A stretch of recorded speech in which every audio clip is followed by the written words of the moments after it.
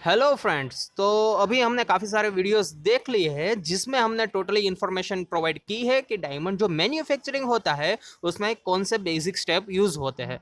तो सबसे पहले कोई भी डायमंड आप परचेस करते हैं तब उसको परचेस करवाना पड़ता है, उससे पहले उसका माइनिंग होता है। तो सबसे पहले कोई भी डायमंड हमारे पास आता है तो उसका हम असॉर्टमेंट करते हैं। असॉर्टमेंट वो काफ़ी बेहतरीन तरीका होता है कि डायमंड पे हम काफ़ी सारा अच्छा प्राइस लिस्ट ले सकें।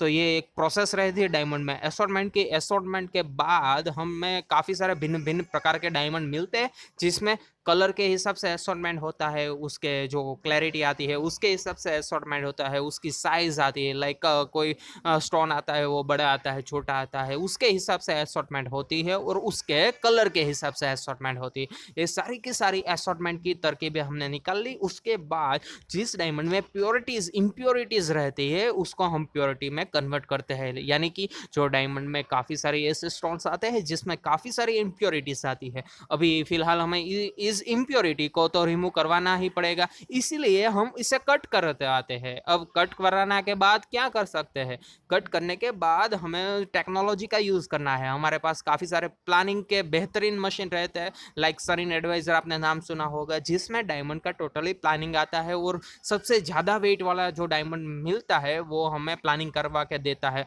उसके बाद 4P मशीन आता है। 4P मशीन में क्या रहता है, 4 प्रोसेस, यानी कि वो 4 प्रोसेस उस पर मशीन करेगा और घाट की प्रोसेस हम कहते हैं वैसा कच्चा घाट डायमंड का तैयार होता है और उसके बाद उस पर तराशा जाता है। तराशने के लिए उसका जो हम पेवेलियन क्रिएट करते हैं, उसका क्यूलेट क्रिएट करते हैं, उसका क्राउन क्रिएट करते हैं, उसका टेबल क्रिएट करते हैं। ये सारी की सारी प्रोसेस स्टेप बाय स्टेप आती है और ऐसे ही हमें डायमंड मैन्युफैक्चरिंग होके मिलते हैं।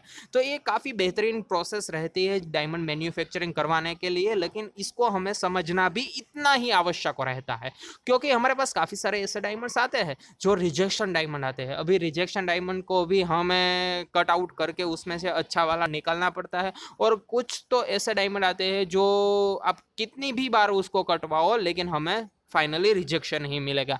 तो ऐसे रिजेक्शन डायमंड हम कटवाते नहीं है, क्योंकि उस पर कॉस्टिंग काफ़ी सारे बढ़िया चढ़ जाती है और ये बढ़िया कॉस्टिंग हमें पता है कि हमें मुनाफा नहीं करके देगी, इसीलिए हम ऐसे डायमंड को रिजेक्शन में चले जाने देते हैं। तो ये काफ़ी बेहतरीन प्रोसेस रहती है। अगर आपको डायमंड के लिए कोई भी ऐसा क्लू मिले या आपको ऐसा लगे कि ये डायमंड है, उसे हम कैसे क्लैरिफाई कर सकते हैं ये प्रॉपरली डायमंड है कि नहीं, तो उसकी भी काफ़ी सारी टेक्निक्स आती है, टेक्नोलॉजी भी है।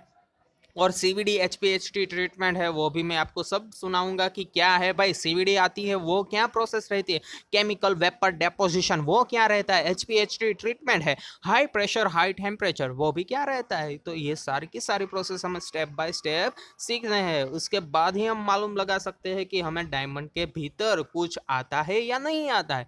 क्योंकि डायमंड पे आपको अगर डायमंड का बिजनेस अच्छा लगे तो आप उसका बिजनेस भी करवा सकते हैं, और डायमंड का business one of the best business in the world, क्योंकि उसमें ऐसा मुनाफा छुपा होता है जो आपकी आवड़त यानी कि आपके टैलेंट पे डिपेंड रहता है। यानी कि मेरे पास डायमंड्स है, मुझे मालूम है ये स्टोन है, डायमंड्स है, उसमें मैं अच्छा सा प्लान बैठा के अच्छा सा डायमंड निकाल सकता हूँ, उसपे को पॉलिश भी करवा सकता हूँ। तो आप मान भी नहीं सकते उतना मुनाफा आप उनमें से कमा सकते हैं, लेकिन इसके बारे में नॉलेज होना भी इतना ही आवश्यक रहता है। इसीलिए बने रहिए हमारे साथ, और आपको ये वीडियो अच्छा लगे तो लाइक शेयर और सब्सक्राइब डू